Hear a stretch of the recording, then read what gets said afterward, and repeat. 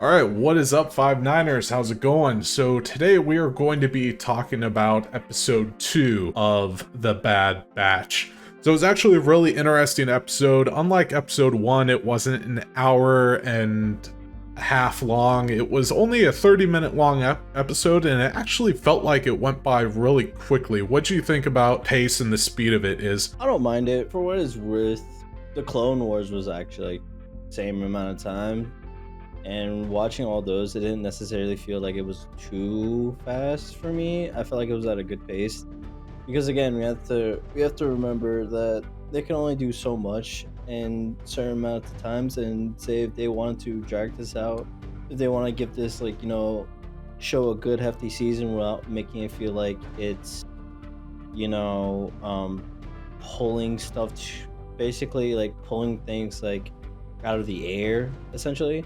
Right. I feel like 30 minutes is like a good amount, because like they can make this 12 episodes 30 minutes long, or 24 episodes 30 minutes long, whichever way.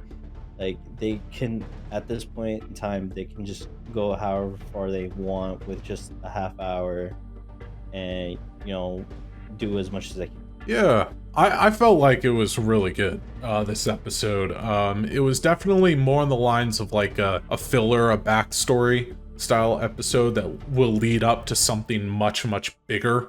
Basically, it felt like they're trying to get, a side story out of the way to lead up to something big. Because in the beginning, we see them jump out of hyperspace after they went into hyperspace at the end of the first episode. We see them jump out of it. They land on Salakami, which basically, for those of you that don't know, is a farm-like planet. It's like a trading post style planet. Kind of like a mixture of Felucia, Mos Eisley, and also kind of like Endor a little bit. It's kind of like a mixture of those three. Omega is very excited to finally see something. Once they land on the planet, Omega is very, very excited to see something other than just rain and the ocean like 24/7. She picks up dirt, she plays with it, she's like, what's this? She breathes in the fresh air, because she's been locked indoors her entire life. She never stepped outside to be able to see, the sun or anything. It's always on Camino, it's always raining, the ocean's always rough and ragged, and it's always, just storming on Camino.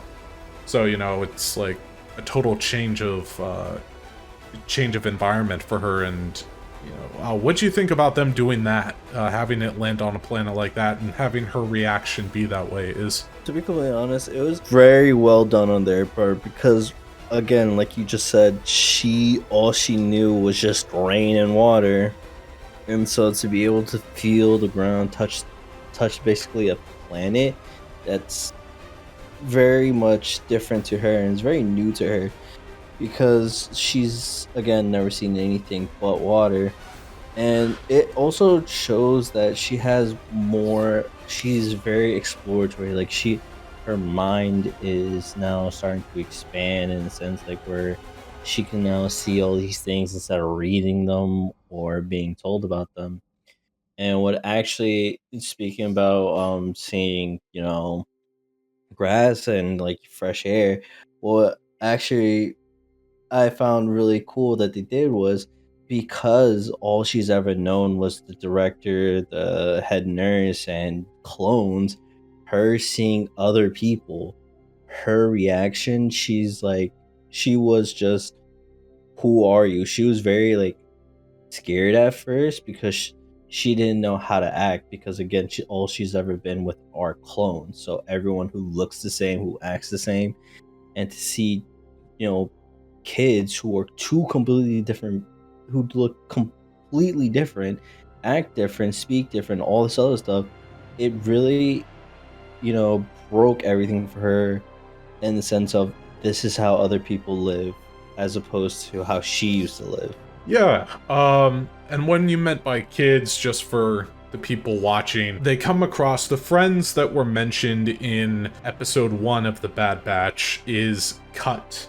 Now, we all remember Cut from the episode The Deserter, episode 10 of season 2, I believe, who Captain Rex comes along and meets I believe after he crash lands on the planet or something, or goes into hiding, something like that. It's either Rex or Fives. I can't remember who exactly, but they meet up with him. And here's Cut and Sue and their family on the planet, and they welcome 99th. And what's really interesting is how the relations between Cut and his family and the 99th are. Wrecker, their kids call him Uncle Wrecker. Hunter is, I mean, just everyone is like, you know, it's a large family basically. It's like they're a part of Cut's family. Now, yes, I know a lot of you in the comments are probably gonna be like, well, yeah, Nate and Iz, you know, they're clones. Of course they're part of the family. I'm not talking about that. I mean, like, literally part of a family, basically, like long lost relative style deal, right? It's just really cool seeing that. And then what's interesting is how Cut mentions he just saw Rex a couple days ago, and that Rex booked it off the planet, basically, because during this time frame, clone troopers are actually taking control and reinforcing laws and enforcing new laws big time, which we'll get into later on, that basically they're starting to do that, taking control of the planet. Rex doesn't want to be part of that, so he books it out of there. 99 wants to know where they're going. And so Hunter asks where Rex is going, and, you know, he's like, I'm not really sure. Here's my best guess. He didn't really tell me anything. But here's all I can really tell you, and yada yada yada. I won't say what he said, because that'll be a little bit of a spoiler, but it's actually really interesting to me that they brought back Cut and Sue and his family, because that was a really well-known and really well-liked episode. It gave a backstory that, you know, the clone troopers aren't just clones, they have emotions, you know, they're self-aware, they're self-thinking at the same time, you know? So what do you think about that part, is about them bringing back Cut and having those ties to not just the Republic Army and the clones, but to, importantly, the 99th and Captain Rex also? What I feel like what they're going to do is, for some odd reason, I don't know if they are, but I feel like this is going to be like, you know, the stereotypical cat and mouse chase. You know, it's like they'll go trying to find Rex, but along the way, they'll see all these other people that Rex has come into contact with and say like, oh, I saw him a couple days ago. He went this way and da da da da. But to be honest, the Bad Batch bringing these people back, in a sense, to be part of like a main, like, broader story, I feel like goes a long way. And it has potential to show up some minor characters that had little to no role in the Stormtrooper into the Clone Wars, but give them a little bit more of a significant role now. That's just my theory at this point, but who knows what'll go on. Maybe we'll see Rex next episode. Maybe it would be the same thing. Run into someone that knows Rex and say that they saw him not too long ago. Who knows?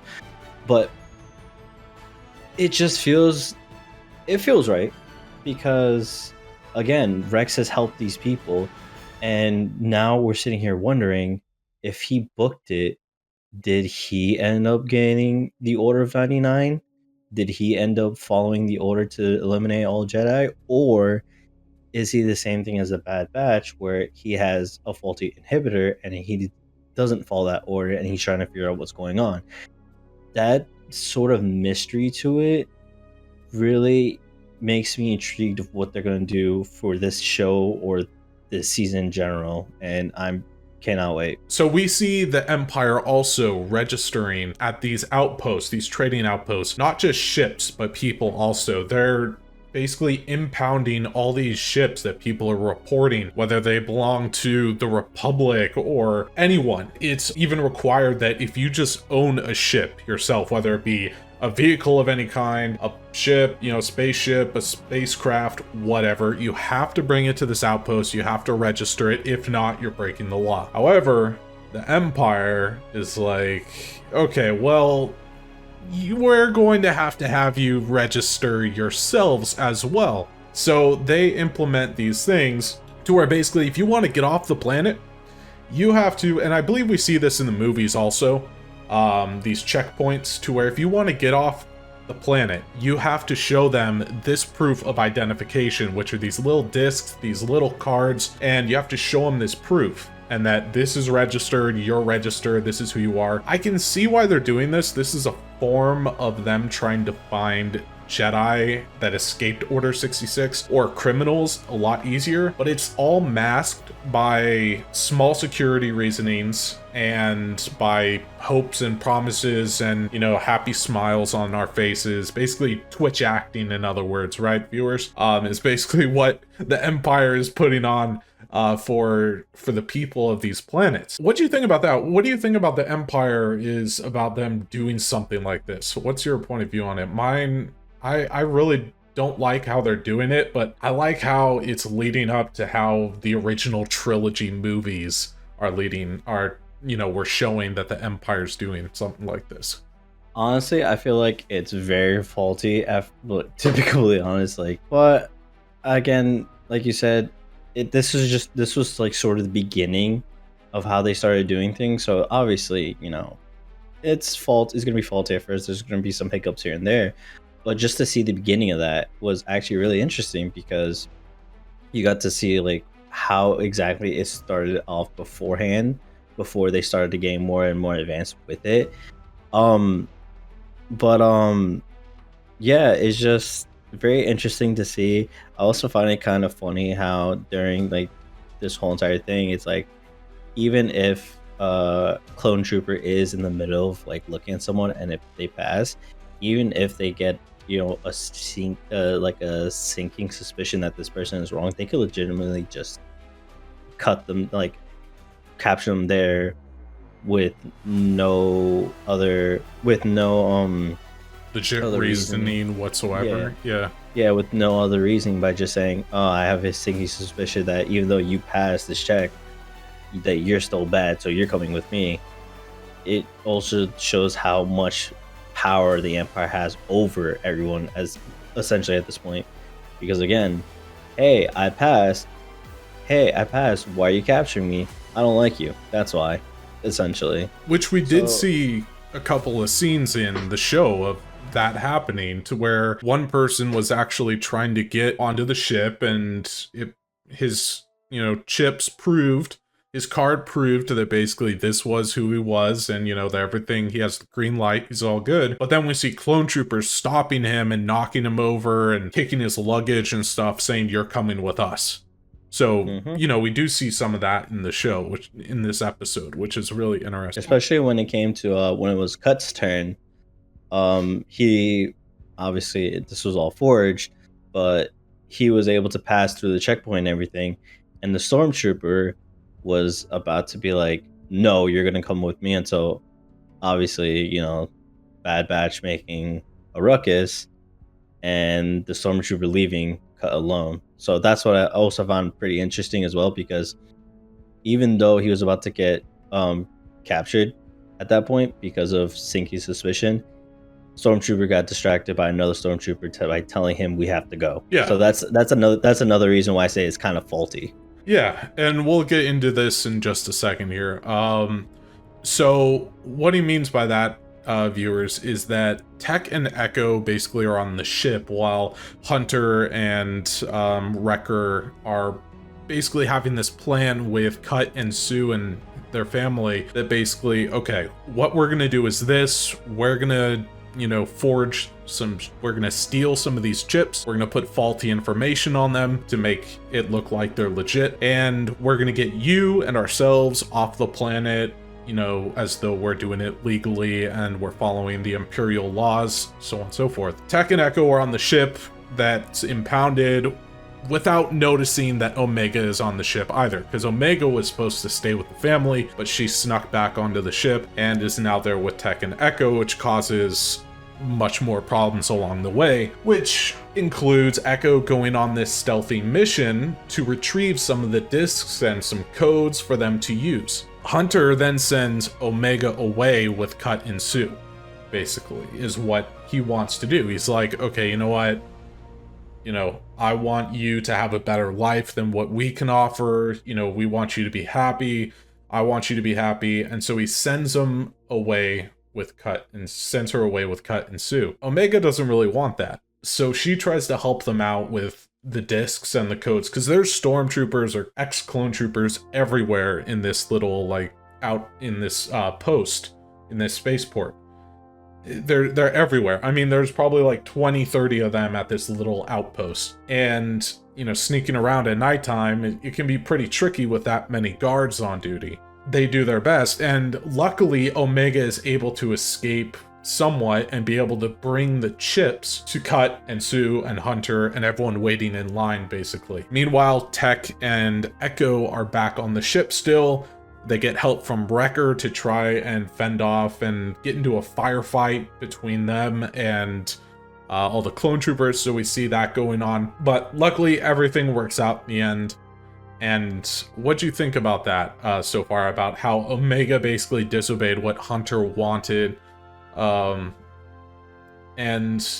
you know, we see them blast off in the off the planet. They get away good and safely, thankfully. But what do you think about that part, on how there was that whole stealthy style side to the episode as well, to where it wasn't just a backstory style deal? What do you think about that part? It gave a little variety because, you know, again, you're used to this just being constant battle, like noises here and there, but just to have like a little bit like of a stealth covert op thing deal going on, it felt like a nice change of pace, because you're just like, I wonder what they're gonna do, da da da da da.